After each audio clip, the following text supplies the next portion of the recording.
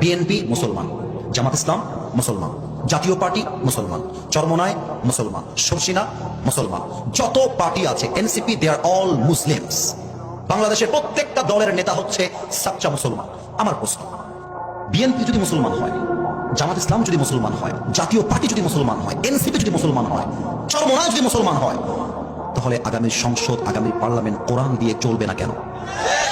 আমাদের দাবি জামাত ইসলাম হিসেবে নয়, আমি কোন পলিটিক্যাল পার্টির সাথে I am not connected with any political party in Bangladesh. I am just talking about on this matter as a citizen of Bangladesh. আমি নাগরিক হিসেবে বলছি, আমাদের প্রাণের দাবি আগামী পার্লামেন্টে প্রত্যেকটা আইন পাস হতে হবে আল্লাহর কোরআন দিয়ে। বগুড়ার ভাইরা আমার, A few moments later. ক্ষমা চাওয়া লাগবে, ক্ষমা চাওয়া লাগবে, ক্ষমা চাওয়া লাগবে। এখানে আমি কি কোনো দলের নাম বলেছিলাম, সব গালি দিয়েছিলাম? দাঁড়ান, আমার ভূমিকার কথা শুরু হয়েছিল 3.5 হাত মাটির খবর দিয়ে। যুবক ভাই বলো, আমি এতগুলো আয়াত বললাম আল্লাহর কোরআন দিয়ে আইন চলবে, এটা কোনো রাজনৈতিক কথা হইতে পারে? এটা মুসলমানদের কই যাতে হবে? আগামী সংসদ চলবে কোরআন দিয়ে। সেই বেড়াবাদর পেছনে একটাও থাকবে না। যুবক ভাই আমার, হ্যাঁ যুবক, তোমরা সাক্ষী দাও, তোমরা সাক্ষী দাও। আমি কোন দলের নাম বলেছি? কোন দলকে ভোট দেওয়ার কথা বলেছি? আমি জাস্ট বলেছি আল্লাহর জমিনে আইন যদি পাস করতে হয়, ব্রিটিশ আইন নয়, আল্লাহর কোরআন দিয়ে আইন পাস করতে হবে।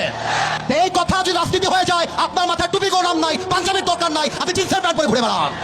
আপনি খালি নামে বলবেন আমার নাম মোহাম্মদ, আর কাছে বলবেন ব্রিটিশ আইন চাই, মানুষের আইন চাই, এটা মুসলমানের পরিচয় হতে পারে না। আমি কি কোনো দলের কথা বলেছি? আমি শুরু থেকে নিয়ে করেছি